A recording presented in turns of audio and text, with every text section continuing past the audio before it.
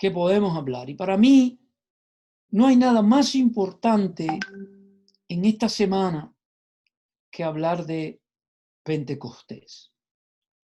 Y yo quiero que nosotros analicemos ese fenómeno. Algunos autores hablan de varios fenómenos. Un profesor mío hablaba de Pentecostés como un terremoto con diferentes réplicas. Interesante porque nunca lo había visto así. Pero si usted ve en la palabra del Señor, como en el libro de los Hechos, se dan varios episodios parecidos al Pentecostés. Y como una iglesia que tiene sus raíces en el movimiento de santidad y luego pentecostal, hay varias lecciones que podemos aprender de aquel primer Pentecostés. Yo quiero que nosotros estudiemos a la luz de la palabra. Y este domingo, si fuese posible, que nosotros predicáramos sobre Pentecostés. Hay muchas personas que están convencidas que detrás de este coronavirus y después que lo venzamos, porque lo vamos a vencer en el nombre del Señor, porque esta es una prueba más, esta es una montaña más a escalar. De que haya propósitos, de eso no tenemos ninguna duda. Pero mucho de lo que hemos estado conversando y con quien mantengo diálogo, tratando de procesar lo que está sucediendo, es que habrá un Pentecostés luego de esta terrible pandemia que en el día de ayer cobró su víctima número 100,000 en Estados Unidos solamente en los Estados Unidos, sin incluir segundo lugar en el Reino Unido, Inglaterra, España, Italia y ahora Brasil. Habrá un regreso a los templos y nos estamos preparando para hacerlo de la manera más sabia, con la mayor cordura, con la mayor madurez, con la mayor protección para las ovejas que se congregan en los templos que pastoreamos. Pero no me cabe la menor duda que tendremos una visitación de Dios al regreso a nuestros centros de adoración. Al llegar este domingo en el cual el mundo celebra aquel hecho ocurrido hace ya 2000 años que rompió con todos los paradigmas habidos y por haber, hay algunas lecciones que podemos aprender hoy de lo que sucedió en aquel primer Pentecostés. En primer lugar, el predicador fue transformado. Antes de que el mensaje pentecostal se entregue aquel día, el mensajero de Dios necesitaba estar debidamente equipado. Y siempre lo he dicho, ustedes me han escuchado varias veces, Pedro fue el vaso escogido para predicar el primer mensaje pentecostal. Antes de Pentecostés, Pedro era el candidato menos indicado. Pedro era el único que yo no hubiese escogido para predicar este mensaje. Una de sus peculiaridades era su naturaleza agresiva. Pedro parecía estar hablando todo el tiempo. Pedro habla más que todos los demás discípulos juntos. En las conversaciones le encantaba tomar la palabra. Antes de Pentecostés, Pedro era un hombre muy seguro de sí mismo, de un temperamento rápido y vacilante y mucho más dependiente de sí mismo que del Señor. De acuerdo a los parámetros del mundo, Pedro representaba un gran líder porque siempre estaba al frente. Pero no así para Dios. Los hombres que Dios usa son los hombres que Dios forma. Los hombres de quebrantamiento, los que son flexibles a su voz y suficientemente humildes para seguir su dirección y sus instrucciones. Déjeme ilustrar lo que estoy diciendo. En Mateo 26:31, Jesús dijo, esta noche todos vosotros os apartaréis por mi causa. Entonces Pedro respondió y dijo, aunque todos se aparten por causa de ti, yo nunca me apartaré. Aunque tenga que morir contigo, jamás te negaré. A pesar de la advertencia del Señor, Pedro insistió en que él iba a seguir siendo fiel. Si tan solo Pedro hubiese conocido su propia debilidad. Unas pocas horas después, Pedro abandonó y negó al Señor. Como pasa a menudo, son los mismos pecados que condenamos en otros los que causan nuestras caídas. Pedro había dicho, todo esto te van a abandonar. No sabía él que el primero en abandonar sería él. Pero a Pedro le esperaba un cambio. Y fue el cambio que lo capacitó para la tarea. Fue el empoderamiento del Espíritu Santo. La primera gran demostración de predicación pentecostal fue una exhibición del poder del Espíritu. Pedro es una muestra de lo que el Espíritu Santo puede hacer en aquellos que se entregan totalmente a la voluntad de Dios. Por eso a mí no me preocupan los líderes en la iglesia, no me preocupan los obispos que a veces son muy rápidos para hablar, no me preocupan los obispos que a veces son muy rápidos para criticar. Eso era Pedro. Pero algo sucedió en Pedro cuando fue lleno del Espíritu Santo. El Señor le había dicho muchas cosas a Pedro. Algunas de ellas fueron reprensiones. No obstante, ninguna de estas cosas fue tan importante como cuando le dijo en Lucas 24:49, esperen en Jerusalén hasta que haya venido el Espíritu Santo, poder de lo alto. A veces tenemos prisa para ejecutar la gran comisión, pero sin el poder de lo alto no hacemos nada en la gran comisión. La clave aquí, como siempre, fue esperar por el Espíritu Santo. Esa espera tiene que haber sido difícil para el impetuoso, impulsivo y dinámico Pedro. Pero qué productivo fue. La clave para nosotros en esta cuarentena. Y déjeme recordarle que la iglesia en Pentecostés estaba en una cuarentena. Se le había dicho, esperen, no se muevan, no salgan, porque algo va a suceder con ustedes. Pero los líderes como nosotros, esperar no es fácil. Pero lo primero y la primera lección que nosotros podemos aprender del primer Pentecostés es que el predicador Pedro fue transformado. Jamás luego de Pentecostés vemos a Pedro dando problemas. Jamás lo vemos haciendo preguntas tontas. Jamás lo vemos cortando orejas. Ya es otro Pedro que ha sido transformado. Número 2. La palabra fue expuesta. El mensaje de Pedro comenzó con la aplicación profética de lo que Joel había dicho muchos años antes. Esto es lo que fue dicho por medio del profeta Joel. Sucederá en los últimos días, dice Dios, que derramaré mi espíritu sobre toda carne, y vuestros hijos y vuestras hijas profetizarán, vuestros jóvenes verán visiones, y vuestros ancianos soñarán sueños, y aún sobre mis siervos y sobre mis siervas derramaré de mi espíritu en esos días, y profetizarán. Hubo seguridad y precisión en Pedro para reconocer lo que estaba pasando y que era el cumplimiento de una profecía. El pasaje que Pedro cita es Joel 2:28-32. Lo que allí sucedió no se trataba de una elocuencia natural de un hombre. Solo el Espíritu de Dios pudo haber producido eso en Pedro. La audiencia preguntaba, ¿qué significa todo esto?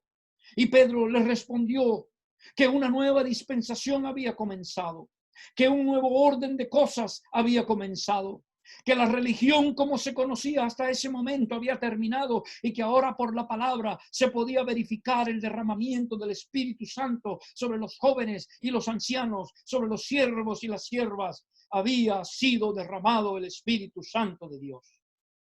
Pero no se quedó ahí.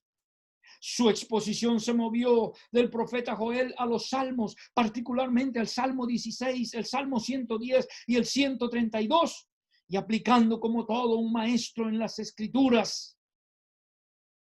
Mejor exégeta, mejor hermenéutica que pudo alguien haber tenido fue la que nosotros vemos en este primer sermón pentecostal predicado magistralmente por Pedro. Pedro entendía que el pecador se salva por la palabra.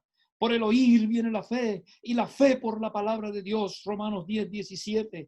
Pedro escribiría más tarde con relación a la importancia de la palabra lo siguiente: pues habéis nacido de nuevo, no de una simiente corruptible, sino de una que es incorruptible, es decir, mediante la palabra de Dios que vive y permanece. Porque toda carne es como la hierba, y toda su gloria como la flor de la hierba. Sécase la hierba, cáese la flor, mas la palabra del Señor nuestro permanece para siempre. Y esta es la palabra que os fue predicada. Porque la palabra de Dios, Hebreos 4:12, es viva y eficaz, y más cortante que cualquier espada de dos filos, penetra hasta la división del alma y del espíritu y de las coyunturas y los tuétanos, y es poderosa para discernir los pensamientos y las intenciones del corazón. Existe hoy una tendencia muy peligrosa a predicar mensajes llenos de anécdotas, supuestamente porque la gente hoy quiere oír una historia. Otros han optado por predicar lo que es más popular o lo que está de moda. Pero como conocedor de la palabra, apto para predicarla, nosotros jamás debemos caer en estas tentaciones. Hoy se hacen debates de muchos temas y no se usa la palabra. Cuando a Pedro se les dijo que los hermanos estaban borrachos, él respondió: no, señores, no están borrachos. Esto fue lo que dijo el profeta. Pedro optó por predicar la palabra.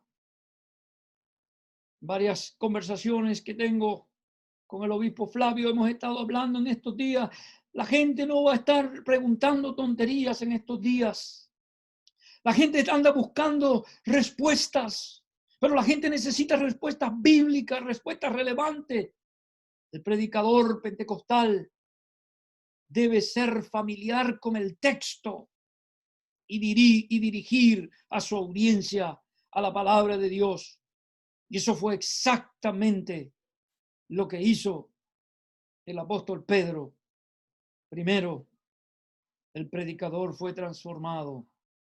Segundo, la palabra fue predicada. Y tercero, Jesús fue exaltado. El fin de toda predicación bíblica debe ser la exaltación de Jesús. Finalmente, el mensaje de Pedro fue basado en la exaltación de Jesús. Escuchemos el mensaje. Hechos 2:22 en adelante. Varones israelitas, escuchad estas palabras. Jesús el Nazareno, varón confirmado por Dios entre vosotros con milagros, prodigios y señales que Dios hizo en medio vuestro a través de él, tal como vosotros mismos sabéis. A este, entregado por el plan predeterminado y el previo conocimiento de Dios, clavasteis en una cruz por manos de impíos y le matasteis. A quien Dios resucitó, poniendo fin a la agonía de la muerte, puesto que no era posible que él quedara bajo el dominio de ella.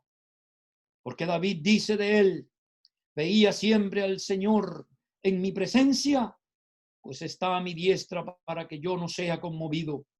Por lo cual mi corazón se alegró y mi lengua se regocijó, y aún hasta mi carne descansa en esperanza, pues tú no abandonarás mi alma en el Hades, ni permitirás que tu santo vea corrupción. Me has hecho conocer los caminos de la vida, Me llenarás de gozo con tu presencia. Hermanos, el patriarca David os puedo decir confiadamente que murió y fue sepultado, y su sepulcro está entre nosotros hasta el día de hoy. Pero siendo profeta y sabiendo que Dios le había jurado sentar a uno de sus descendientes en su trono, miró hacia el futuro y habló de la resurrección de Cristo, que no fue abandonado en el Hades, ni su carne sufrió corrupción. A este Jesús resucitó Dios, de lo cual todos nosotros somos testigos. Así que, exaltado a la diestra de Dios y habiendo recibido del Padre, porque David no, la promesa del Espíritu Santo, ha derramado esto que vosotros veis y oís.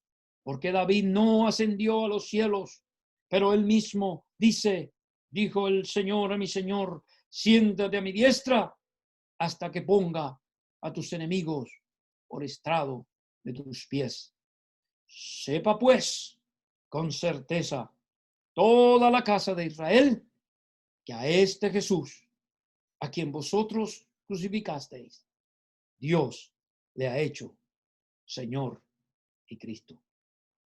Desgraciadamente hoy hay mucha predicación. Pienso que hay más predicación que nunca, pero muy poca de esa predicación contiene la exaltación de Jesús.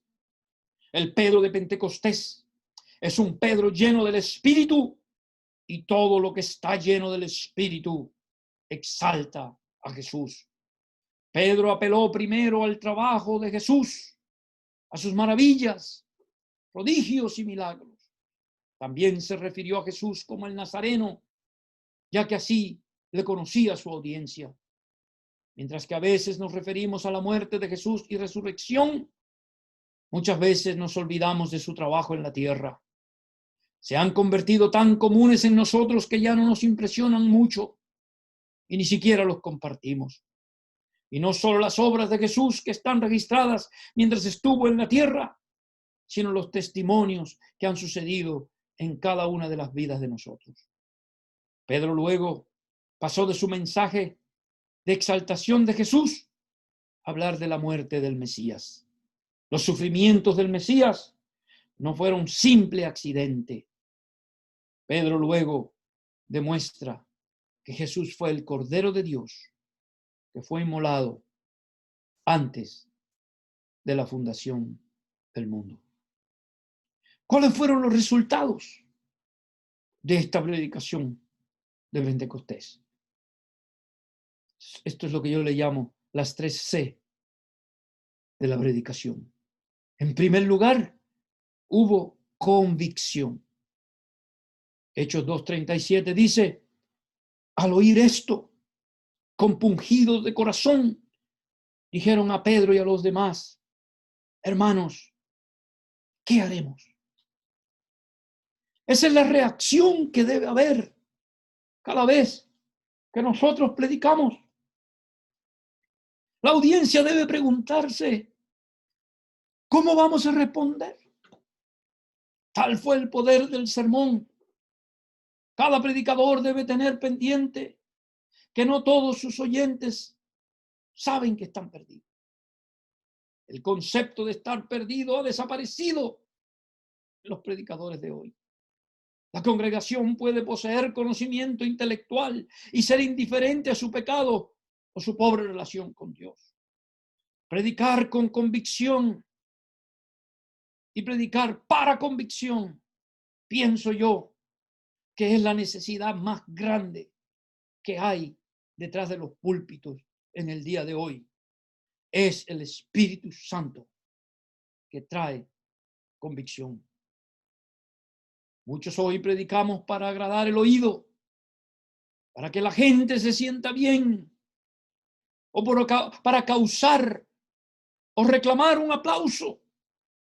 No obstante, nadie que se siente bien se arrepiente. Es cuando uno se siente mal con su estado, con su separación de Dios, que uno busca a Dios.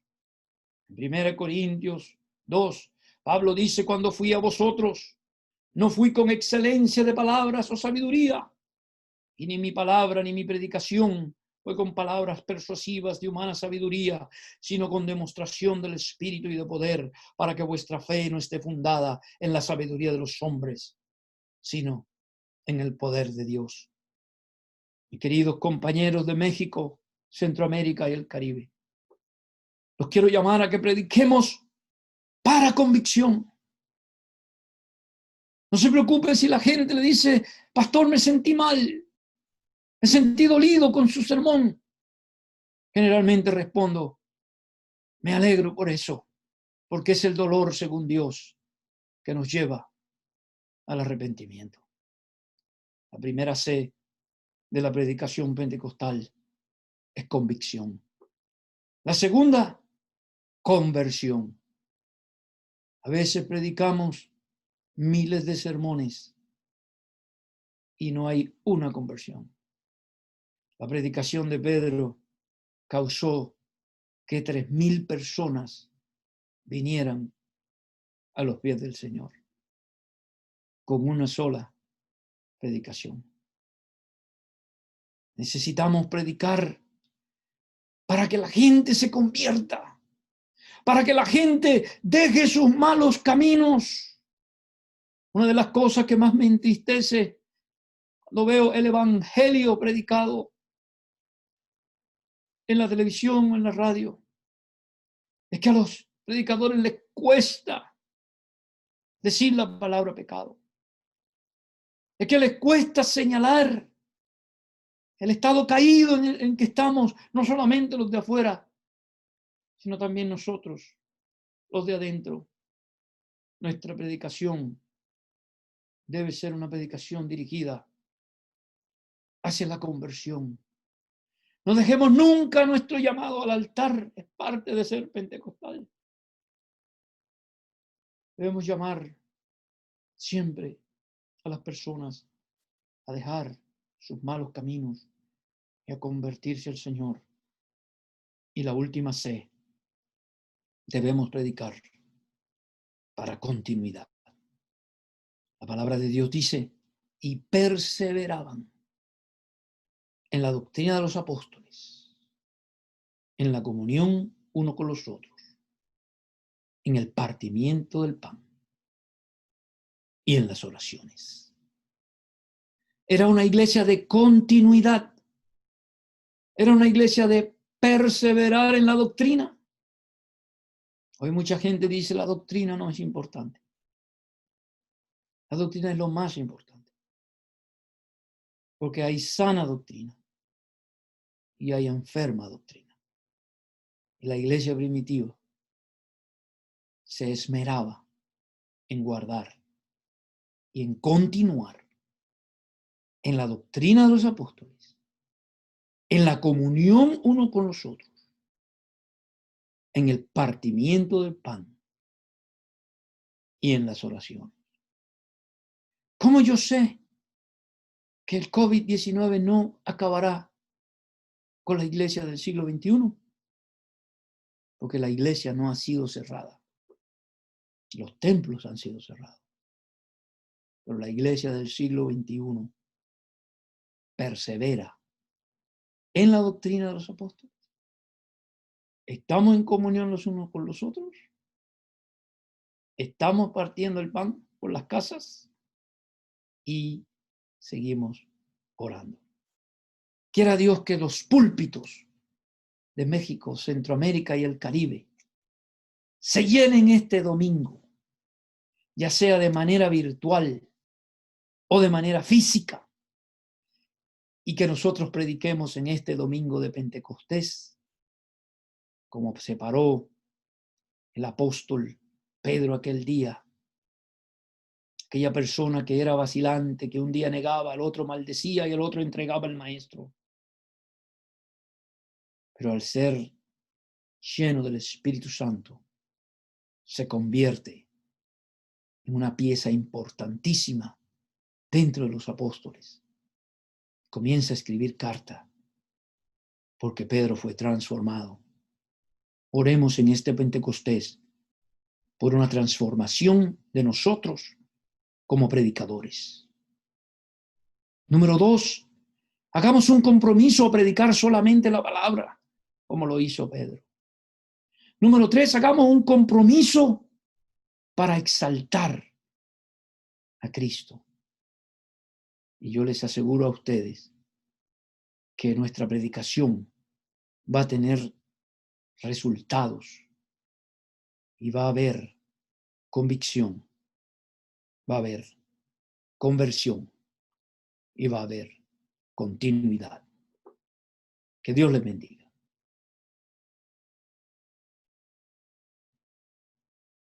Esta es mi reflexión.